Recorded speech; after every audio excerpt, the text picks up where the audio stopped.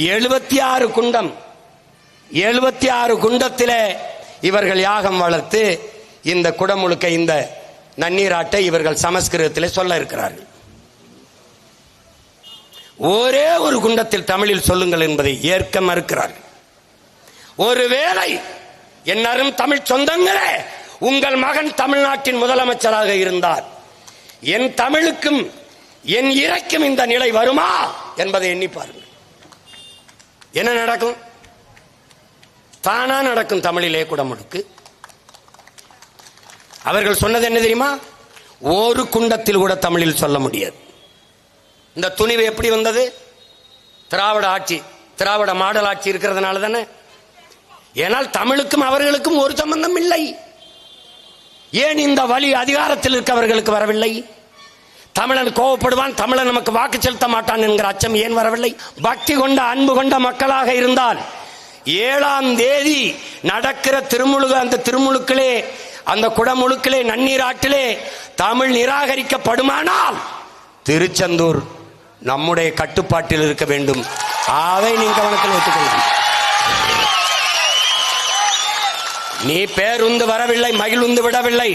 நீ கட்டுச்சோரை கட்டிக்கொண்டு கால்நடையாக நடந்தேனும் வந்துவிடு.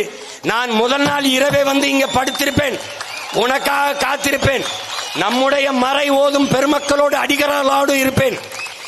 நமக்கு ஆயிரக்கணக்கான அடிகளார் தெருவுல உட்கார்ந்து முருகனை வச்சு நன்னீராட்டி பாடுவோம்டா. திருமுருகாற்று படையை, திருப்புகழை, முருகனின் பெருமையை பாடுவோம்டா. முட்டுக்கு முட்டு, எதிர்முட்டு. புரட்சி ஒன்றுதான் இதற்கு மாற்றென்றால் வேறு வழி கிடையாது. திருச்செந்தூர்ல இருந்து சீமான் வந்து ஒரு போராட்டம் தமிழ்கிட்ட நடத்தியிருக்காரு. திருச்செந்தூர்ல இருந்து தமிழில் குடமுழுக்கு நடத்தணும், இல்லைன்னா மிகப்பெரிய மக்களை போட்டு மிகப்பெரிய அளவில் போராட்டம் நடத்தணும். என்னங்க கும்பாபிஷேகத்தை வந்து தமிழ்ல நடத்தணும்.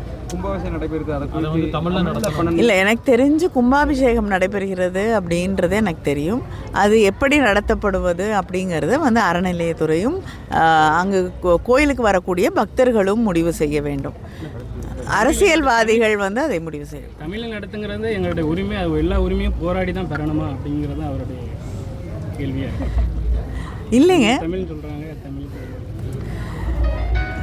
தமிழில் நடத்தக்கூடாது அப்படிங்கிறது யாருடைய கருத்தும் இருக்க முடியாது. தமிழ் அதுவும் வந்து முருகன் என்று சொல்லக்கூடிய சூழலிலே அது வந்து தமிழ் கடவுள் என்று கொண்டாடப்படக்கூடிய முருகன் கோயிலுக்கு கும்பாபிஷேகம் அப்படிங்கிறது வந்து சொன்னாலும் சொல்லனாலும் அது தமிழுக்கான ஒன்றாகத்தான் இருக்கும். செய்திகளை உடனுக்குடன் தெரிந்து கொள்ள உடனே சப்ஸ்கிரைப் பண்ணுங்க.